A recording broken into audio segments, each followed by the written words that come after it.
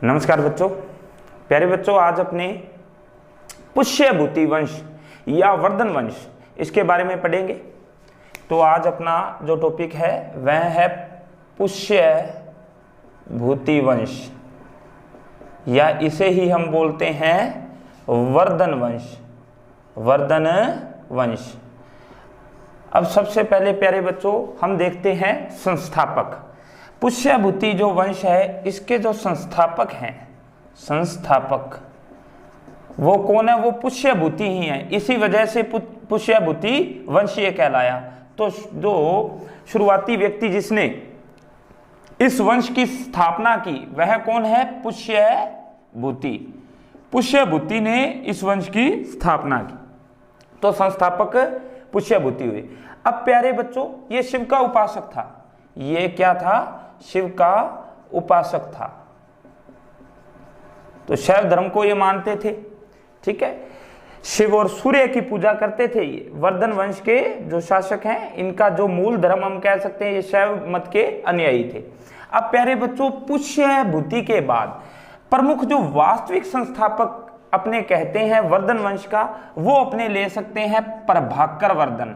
प्रभाकर वर्धन, प्रभाकर वर्धन की बात आती है आपकी बुक में प्यारे बच्चों। प्रमुख रूप से यही आया है प्रभाकर वर्धन, इसके बाद राज्यवर्धन, और हम जिसके बारे में सबसे ज्यादा हमें पढ़ना है वो सिर्फ हर्षवर्धन ही है।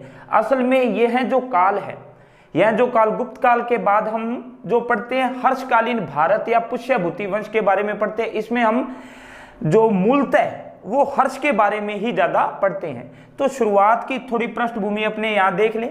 शुरुआत में संस्थापक आपके बुक में दिया हुआ जैसे पुष्यभूति ही है, शिव का उपासक था। अब इसके बाद प्यारे बच्चों ये कह सकते हैं, हालांकि प्रभाकर वर्धन उसके बाद चौथा शासक ये बनता है प्रभाकर वर्धन। तो इसे क्योंकि वास्तविक संस्थापक इसे ही माना जाता है, यही असल में क्या है? वास्तविक संस्थापक है वर्धन वंश का। क्योंकि प्यारे बच्चों इसने महाराज धीराज व परम भट्टारक की उपाधियां धारण की थी। महाराज धीराज और परम भट्टारक की उपाधियां जो ग्रहण की वह किसने की? प्रभाकर वर्धन ने। और ये उपाधियां विशेष हैं और स्वतंत्र उपाधियां स्वतंत्र शासक ही ग्रहण करता था। तो यहां से अपने मान सकते हैं।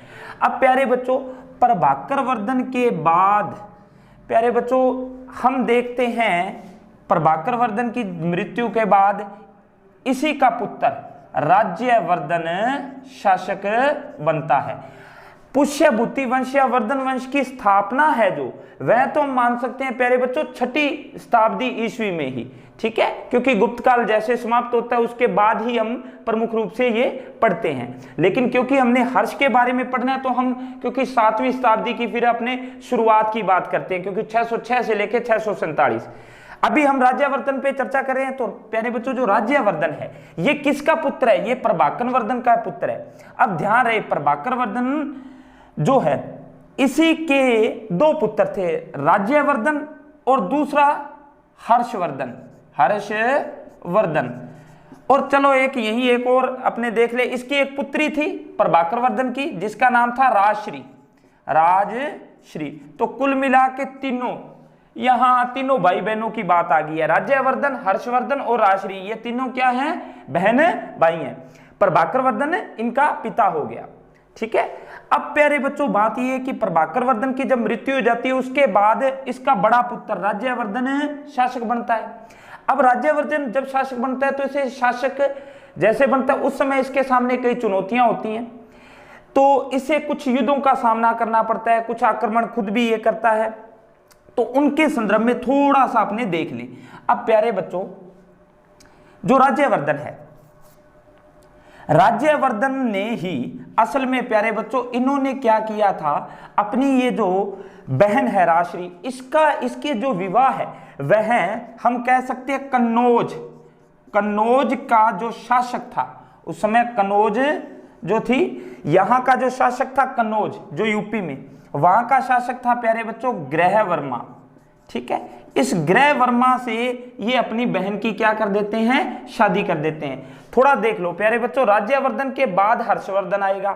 इन दोनों शासकों को समझना है अपने को, तो एक बस छोटी सी अपने एक कड़ी जोड़ के देखते हैं, ताकि किस प्रकार आगे इनका संघर्ष जो अपने विशेषकर मालवा या जो गौड़ वंश के शासक है बंगाल के, उनके साथ क्यों होता है, उसके लिए ये जरूरी है। तो दोनों ही समझ आ जाएंगे। इसके लिए समझना है राज्यवर्धन या हर्षवर्धन है, ये अपनी जो बहन है इनकी राजश्री, इसका विवाह किसके साथ कर देते हैं, कन्नौज के शासक ग्रहवर्मा के साथ। ठीक है, अब इसको समझना है प्यारे बच्चों, ग्रहवर्मा के साथ विवाह कर देते हैं। अब ध्यान रखने योग्य यहां क्या बात है, जो उस समय जो कन्नौज है, कन्नौज की बात आई है, कन्नौज का संघर्ष चल रहा होता है। कन्नौज का संघर्ष जो था वो किनके साथ था, वह था प्यारे बच्चों मालवा। मालवा का शासक था देवगुप्त। देवगुप्त बड़ा क्रूर शासक था, इसके संदर्भ में जानकारी मिलती है, बहुत ही क्रूर शासक, बहुत बुरा शासक था। तो मालवा के इस देवगुप्त के साथ कन्नौज का क्या है, विवाद चल रहा था। तो कन्नौज का शासक अपने जानते ही कौन, ग्रहवर्मा। अब मालवा का ये जो देवगुप्त है, ये कहते हैं कि इस ग्रहवर्मा को धोखे से, कैसे ही कह लो, इनका युद्ध होता है और कहते हैं कि ग्रहवर्मा को बंदी बना के धोखे से ये इसकी हत्या कर देता है, मार देता है। किसकी, ग्रहवर्मा की। और इसकी पत्नी यानी कि राजश्री, राजश्री राज्य है जो राजश्री है, इसको कैद कर लेते हैं। अब देखो प्यारे बच्चों, जब इसकी जानकारी मिलती है राज्यवर्धन को, किसको, राज्यवर्धन को, तो राज्यवर्धन आपको पता है वो इसका बदला लेना चाहेगा। तो वो क्या करता है, वह मालवा के इस देवगुप्त, इस राजा की क्या कर देता है, इस पे आक्रमण करता है एक सेना लेके, और इस देवगुप्त को क्या करता है, हरा देता है और इसे मार देता है। यानी कि इस देवगुप्त को मार देता है, इसकी हत्या कर देता है। कौन, राज्यवर्धन। यानी कि अपना बदला ले लेता है, अपनी बहन को भी, यानी कि इसने दो काम करने थे, अपनी बहन को भी छुड़वाना था और अपना जो ये ग्रहवर्मा की मौत का बदला लेना था, वही खैर ये करता है। पर इसी बीच एक और कड़ी जुड़ गई प्यारे बच्चों, ये आपको नाम याद रहना चाहिए, आगे भी आएगा। उसी समय प्यारे बच्चों बंगाल में गौड़ वंश का शासन था। किनका शासन था, गौड़ वंश का। और गौड़ वंश का उस समय शासक था शशांक। कौन है, शशांक। ये शशांक है ना, जो ये मित्र था किसका, देवगुप्त का। शशांक मित्र था देवगुप्त का। अब देवगुप्त को की जब हत्या होगी, इसको मार दिया, किसने मार दिया, राज्यवर्धन ने। तो ये शशांक अब चाह रहा है कि मैं भी बदला लूं, मैं अपने दोस्त की मौत का बदला लूं। और दूसरा एक रीजन ये भी था क्योंकि कन्नौज की इस कन्नौज पे हर कोई अधिकार करना चाह रहा था, इसको लेकर भी यानी कि विवाद था। तो शशांक ने इसलिए कहते हैं कि राज्यवर्धन को धोखे से मार दिया। तो राज्यवर्धन क्या हो गया, मारा गया। अब यहां से ही हमें पढ़ना है हर्षवर्धन को। अब जब राज्यवर्धन मर गया तो इसके बाद हम कह सकते हैं कि मजबूरीवश ही अब किसे शासक बनना पड़ेगा, तो हर्षवर्धन को। ध्यान रहे, किसको बनना पड़ेगा, हर्षवर्धन को। तो हर्षवर्धन है जो, इसका जो काल मिलता है वह मिलता है प्यारे बच्चों 606 ईस्वी में यह गद्दी पे बैठता है और 647 तक शासन इसका रहता है। लगभग 40 साल ये शासन करता है। क्योंकि ये निसंतान होता है, इसलिए हर्षवर्धन की जैसे मृत्यु होती है तो पुष्य भूति वंश या वर्धन वंश भी समाप्त हो जाता है। तो अपने भाई की मृत्यु, राज्यवर्धन की मृत्यु के बाद हर्षवर्धन शासक बनता है। राज्यवर्धन को कौन मारता है, बंगाल के गौड़ वंश का शासक शशांक, ये मारता है। कड़ी अपने समझ ली सारी की सारी, ठीक है। तो इस प्रकार अब जब हर्षवर्धन शासक बनता है तो उस समय प्यारे बच्चों इसके सामने भी वही चुनौतियां, एक तो इसके साथ दुश्मनी चलेगी अब, क्योंकि इसने, शशांक ने राज्यवर्धन को मारा है, तो भाई की मौत का अब हर्षवर्धन भी बदला लेना चाहेगा। दूसरा एक प्यारे बच्चों ये भी इतिहास में मिलता है, जो राजश्री है इनकी बहन, क्योंकि ये उस समय अपनी प्राणों की इस राजश्री को जब इस देवगुप्त ने बंदी बनाया था, उस समय कहते कि राजश्री किसी तरीके से वहां से बच निकलती है और ये जंगलों में या अज्ञात जगह पे अपने प्राण बचाने के लिए ये कहीं चली जाती है। तो राजश्री यानी कि कहीं ना कहीं गायब चल रही है, तो अपनी बहन को भी ढूंढना है, अपने साम्राज्य का विस्तार भी करना है, इस कन्नौज पर भी पूर्ण रूप से अधिकार करना है, ठीक है ना, क्योंकि ये कन्नौज भी क्षेत्र किनका हो गया, इसी की बहन से संबंधित ये क्षेत्र था। और दूसरा हम ये कह सकते हैं कि कहीं ना कहीं साम्राज्य विस्तार के साथ साथ और ये बदला भी लेना है, शशांक को भी हराना है। तो ये चीजें अब अपने पढ़ते हैं हर्षवर्धन के बारे में प्यारे बच्चों। तो हर्षवर्धन है, जो हर्षवर्धन है, थोड़ा इसको प्यारे बच्चों इस प्रकार कहानी से आपके याद रह जाएगा। कुछ बिंदु जो महत्वपूर्ण है वो अपने हर्षवर्धन से संबंधित है, प्रमुख तो आपको यहां से ही पढ़ना है। हर्षवर्धन समय क्या हो गया, 606 से लेके 647 ईस्वी का जो समय है हर्षवर्धन संबंधित है। अब प्यारे बच्चों जैसे ही गद्दी पे बैठा तो संकटकालीन परिस्थितियां हैं, बिल्कुल है भी। एक तो बंगाल के इस शशांक का भी क्या करना है, इसको हराना है, इसका दमन करना है। तो ये क्या करता है, सबसे पहले प्यारे बच्चों ये समझौता करता है, समझौता करेगा कामरूप के शासक के साथ। किसके साथ, कामरूप का शासक है, आपकी बुक में नाम आया कामरूप। कामरूप प्यारे बच्चों वर्तमान जैसे असम है ना, असम के पास का क्षेत्र था, या असम को ही प्राचीन काल में हम कह सकते कामरूप बोला जाता। तो ये जो कामरूप है यहां का प्यारे बच्चों शासक था भास्कर वर्मा। भास्कर वर्मा कौन था, ये भास्कर वर्मा। इस भास्कर वर्मा से हर्षवर्धन क्या करता है, समझौता करता है, संधि करता है।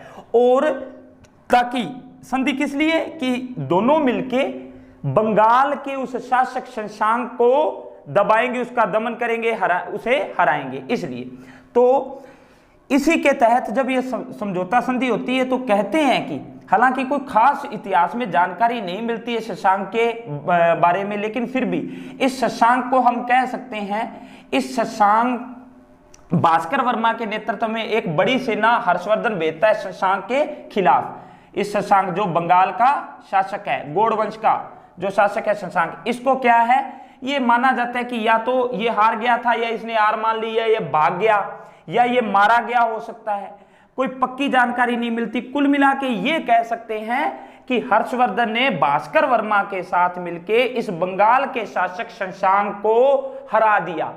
और हम कह सकते हैं कि जो कन्नौज है, इस कन्नौज पर अब अधिकार या अपना जो साम्राज्य कहीं ना कहीं वो अब कुछ सुरक्षित हो गया इसका, और यह अपनी राजधानी फिर किसे बना लेता है, किसे बना लेता है प्यारे बच्चों, कन्नौज को।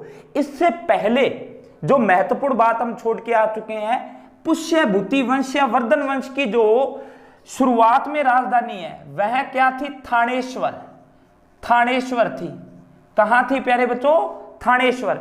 थानेश्वर हरियाणा में पड़ता है जगह, हरियाणा में कुरुक्षेत्र के पास, हरियाणा में थानेश्वर इनकी प्रारंभिक राजधानी थी। और वहीं इनका जो शुरुआती इनका साम्राज्य था वो थानेश्वर के आसपास था। हर्षवर्धन के काल तक आते आते इनका क्या हो गया, विस्तार हो गया, क्योंकि ये विस्तारवादी नीति के पक्ष में था। कौन, हर्षवर्धन। तो इसने लगभग उत्तरी भारत की अगर बात करें, विशेषकर उत्तरी भारत को जीत लिया था। तो इसने फिर राजधानी किसे बना लिया, कन्नौज को। यूपी में जो जगह है कन्नौज, इसको राजधानी बना लिया। वैसे भी कन्नौज के संदर्भ में आपको याद रखना चाहिए प्यारे बच्चों, हमारे भारत में राजनीतिक स्थितियां बदलती रही हैं इतिहास की दृष्टि से देखें तो, ठीक है। तो जो सत्ता के केंद्र हैं, हम दिल्ली को पढ़ते हैं, दिल्ली सत्ता का केंद्र रहा है, चाहे मुगल काल की बात कर लें, ठीक है। हम प्राचीन काल में तो सत्ता का केंद्र मगध पढ़ते हैं, खासकर मौर्य काल या गुप्त काल के अंतर्गत, ठीक है। गुर्जर प्रतिहारों के समय में या इस वर्धन वंश के समय में भी ये कन्नौज सत्ता का केंद्र बनने लग गया था, और गुर्जर प्रतिहारों के समय में तो सत्ता का केंद्र कन्नौज ही हो गया था। फिर मुगल काल में हम पढ़ते हैं दिल्ली, दिल्ली सत्ता का केंद्र था, यह भी ध्यान रखना है। तो कन्नौज बहुत महत्वपूर्ण, ये यानी कि भौगोलिक दृष्टि से महत्वपूर्ण स्थल था, तो इसको इसलिए राजधानी बना लिया। अब प्यारे बच्चों आपको ज्यादा नहीं पढ़ना है। अशोक का जो, वैसे तो देखा जाए तो अशोक का जो साम्राज्य विस्तार है, उत्तर में हम देखें तो हिमालय, उत्तर में हिमालय से लेके दक्षिण में हम कह सकते हैं नर्मदा नदी के तट तक, नर्मदा नदी के तट तक हम कह सकते हैं इसका साम्राज्य विस्तार था। ठीक है, इसी प्रकार पश्चिम में हम बात करें तो वल्लभी यानी कि गुजरात, वल्लभी, और पूर्व में गंजाम तक हम कह सकते हैं कि इसका क्या था, साम्राज्य विस्तार था, तो उत्तरी भारत तक। अब देखो एक जानकारी और मिलती है, हर्षवर्धन ने नर्मदा यानी कि दक्षिण भारत में भी अपना अभियान चलाया। नर्मदा नदी के तट पर इसका फिर एक युद्ध हुआ, यानी कि दक्षिण में इसका एक युद्ध हुआ किसके साथ, चालुक्य वंश के राजा, चालुक्य, किसके साथ, चालुक्य वंश का शासक था, यह भी बड़ा महत्वाकांक्षी था, पुलकेशिन द्वितीय, पुलकेशिन द्वितीय। इस पुलकेशिन द्वितीय से युद्ध हुआ, कहां हुआ, नर्मदा नदी के तट पे हुआ था ये युद्ध। तो कहते हैं कि पुलकेशिन द्वितीय से हर्षवर्धन हार गया था। इसकी जानकारी हमें ऐहोल अभिलेख से मिलती है। तो कुल मिला के कह सकते हैं कि पुलकेशिन द्वितीय से जरूर ये हारा था। हाँ, इससे पहले इसने वल्लभी का शासक था उसे जरूर हरा दिया था। तो पुलकेशिन द्वितीय से जरूर ये हारा है, लेकिन जो वल्लभी का, जिसे अपने बालादित्य बोलते हैं, बालादित्य, जो वल्लभी का शासक था उसे जरूर हरा दिया था इसने, पुलकेशिन से यह हार गया था। लेकिन हर्षवर्धन का काल हम किस लिए और ज्यादा पढ़ते हैं, ठीक है, उत्तर भारत में साम्राज्य विस्तार इसने किया, कुल मिला के अपनी सत्ता अच्छे ढंग से इसने चलाई, शासन बहुत अच्छा किया। धर्म, एक तो दानशीलता के लिए ये प्रसिद्ध है प्यारे बच्चों। कौन है हर्षवर्धन, किसके लिए प्रसिद्ध है, दानशीलता के लिए, दानवीर कहा जाता है इसे। अब क्यों कहा जाता है वो देखते हैं प्यारे बच्चों। ये क्या करता था, हर 5 वर्ष बाद प्रयाग में, यानी कि प्रति 5 वर्ष बाद प्रयाग में एक ये धर्म सम्मेलन का आयोजन करता था। किसका करता था, धर्म सम्मेलन का आयोजन करता था। और इसमें यह क्या करता था, जैसे भी बौद्ध भिक्षु या जो भी धार्मिक ब्राह्मण है, बौद्ध भिक्षु है, उनको दान देता था। ठीक है, तो प्रति 5 वर्ष बाद, और कहते हैं कि इसी प्रकार ये हर 5 वर्ष बाद करता आ रहा था। तो जो छठा सम्मेलन था, इस छठे सम्मेलन में हवेनसांग, क्योंकि हवेनसांग के बारे में भी हम पढ़ेंगे, हवेनसांग जो चीनी यात्री है, जिसकी पुस्तक मिलती है CU की, इस हवेनसांग यानी कि छठे सम्मेलन में ये प्रयाग में जो धर्म सम्मेलन का आयोजन करता था, ठीक है, जिसे मोक्ष परिषद कहा गया है, ठीक है, उसमें यह हवेनसांग वहां उपस्थित था। हवेनसांग इसी के दरबार में आया था। याद रखना आसान है, हर्ष से ही, है से हर्ष, है से हवेनसांग। चीनी यात्री हवेनसांग किसके दरबार में आया था, तो हम कह सकते हैं हर्षवर्धन के काल में, हर्षवर्धन के दरबार में आया था। तो ये बौद्ध धर्म के ग्रंथों या बौद्ध धर्म से संबंधित महत्वपूर्ण स्थानों के बारे में जानकारी लेने के लिए आया था। 629 से ईस्वी में लगभग मिलता है, ये आया था 629 ईस्वी के आसपास हवेनसांग आया था। तो प्यारे बच्चों, एक तो यानी कि ये विद्वानों का आश्रयदाता हम कह सकते हैं हर्षवर्धन को। इसके दरबार में हवेनसांग, इसी प्रकार इसके दरबार में बाणभट्ट, ये वेरी इंपॉर्टेंट है प्यारे बच्चों, बाणभट्ट, ये एक इसका अपने कह सकते हैं कवि था। इस बाणभट्ट की 2 रचनाएं आपको याद रखनी है। एक तो प्यारे बच्चों कादम्बरी, और दूसरी आपको याद रखनी है हर्षचरित्र। अब नाम से ही पता चल गया, हर्षचरित्र, यानी कि इन रचनाओं से हमें हर्षकालीन पुष्यभूति वंश के बारे में जानकारी मिलती है। और खासकर जो हर्षचरित्र है, इसमें हर्षवर्धन की विजयों का, हर्षवर्धन के बारे में हमें काफी जानकारी मिलती है। तो बाणभट्ट की 2 रचनाएं कौन सी है, कादम्बरी व हर्षचरित्र। ये बाणभट्ट भी किसके दरबार में था, हर्षवर्धन के। हवेनसांग किसके काल में आया, हर्षवर्धन के। इसी प्रकार प्यारे बच्चों कुछ और विद्वान हैं, जैसे मयूर हो गया, ठीक है, यह भी इसके दरबार में ही आया था। मयूर हर्षवर्धन के ही दरबार में रहता था। कुल मिला के हम कह सकते हैं हवेनसांग हो गया, चाहे बाणभट्ट है, यानी कि इसके दरबार में ये यानी कि विद्वानों का आश्रयदाता था, खुद भी कवि था। कहते हैं कि इसने 3 साहित्यिक रचनाओं की प्रश्न भी आ सकता है, हर्षवर्धन की साहित्यिक रचनाओं के बारे में लिखो। तो इसने तीन नाटकों की रचना की थी, उन 3 नाटकों के बारे में आपसे पूछा जा सकता है, ये जरूर याद रहने चाहिए। तो ये खुद भी साहित्यकार था, 3 नाटकों की रचना इसने की है। कौन से वो 3 नाटक हैं, तो ये याद रहने चाहिए। प्रियदर्शिका, कौन सा? प्रियदर्शिका। एक याद रहना चाहिए आपके, रत्नावली और नागानंद। कुल मिला के प्यारे बच्चों ये 3 नाटकों की रचना किसने की? हर्षवर्धन ने। तो हर्षवर्धन खुद भी कवि या नाटककार हम इसे मान सकते हैं, साहित्य की रचना की। तो साहित्यिक रचनाओं के नाम बोलो भी हर्षवर्धन की। साहित्यिक रचनाएं कौन सी होगी? प्रियदर्शिका, रत्नावली व नागानंद। इसके दरबार में कौन कवि था? तो बाणभट्ट, जिसने 2 रचनाएं लिखी हैं। ये आपकी बुक में है, इसलिए आपको ये याद रखनी है। छोटा प्रश्न आ सकता है यहां से भी, कादंबरी या हर्षचरित्र किसकी रचनाएं हैं? तो अपने कह सकते हैं बाणभट्ट की। और हवेनसांग की पुस्तक का नाम सीयू की है। हवेनसांग इसके दरबार में आया था और हवेनसांग ने अपने यात्रा वृत्तांत में, यानी कि उस समय की तत्कालीन राजनीतिक, आर्थिक, धार्मिक, सामाजिक जानकारी हमें ये देता है। इसके अलावा म्यूर है, सुबंधु है, ठीक है, सुबंधु, ये भी इसके दरबार में ही था, ठीक है ना। दिवाकर का नाम आया एक, तो ये इसके दरबार में और विद्वान रहते थे। अब प्यारे बच्चों, एक तो ये प्रति 5 वर्ष बाद क्या करता था?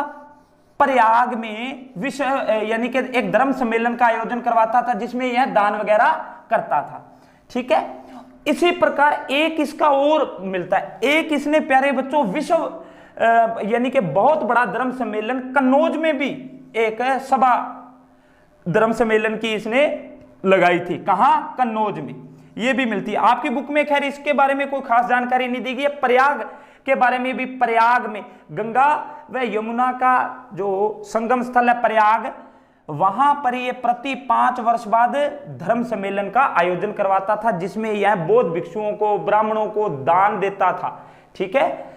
तो इस प्रकार प्यारे बच्चों ये हर्षवर्धन से संबंधित महत्वपूर्ण बातें हैं। इनकी रचनाएं विशेषकर आपको याद रहनी चाहिए।